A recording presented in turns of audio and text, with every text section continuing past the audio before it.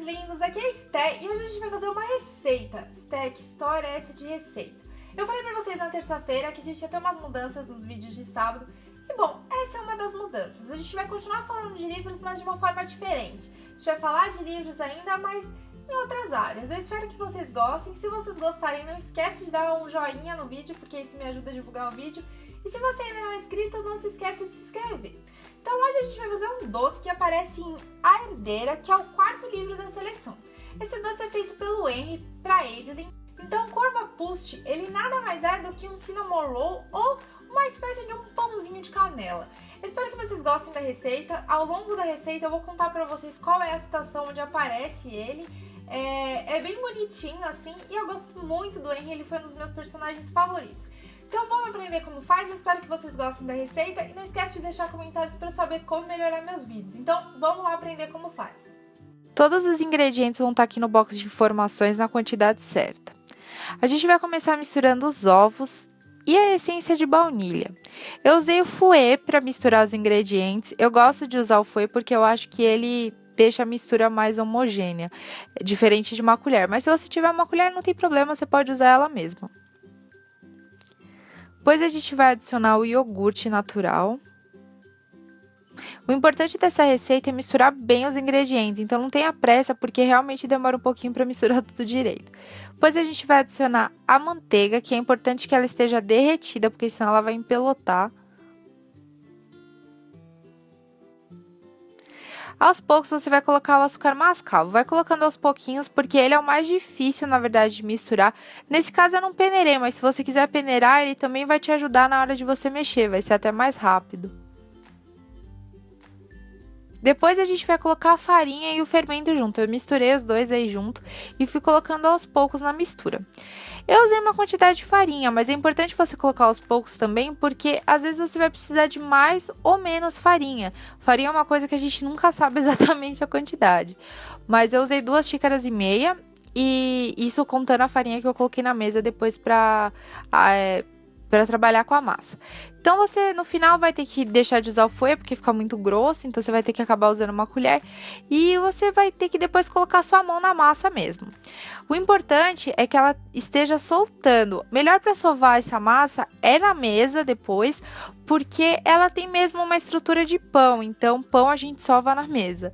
Você vai sovar até sentir e que ela tá soltando da mesa, porque você vai sentir que ela vai ficar prendendo na mesa, ela vai ficar grudando. Então na hora que ela parar de grudar da mesa é porque ela tá no ponto certo.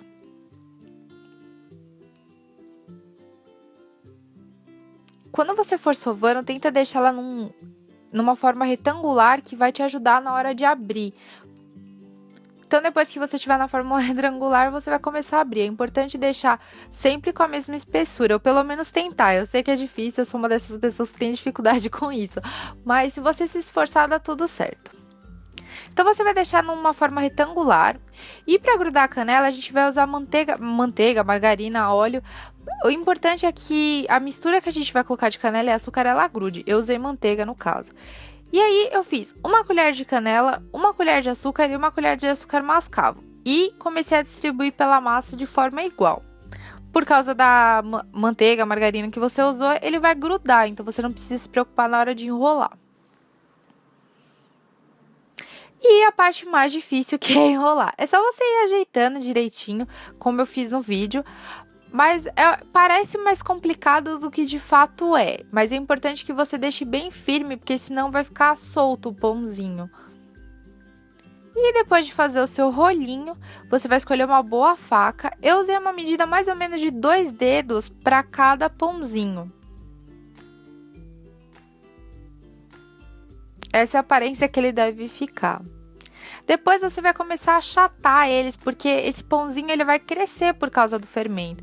Então, para que ele não cresça muito e fique uma aparência estranha, você dá uma amassadinha nele. Você pode untar a forma ou usar uma antiaderente. Se for antiaderente, não precisa untar.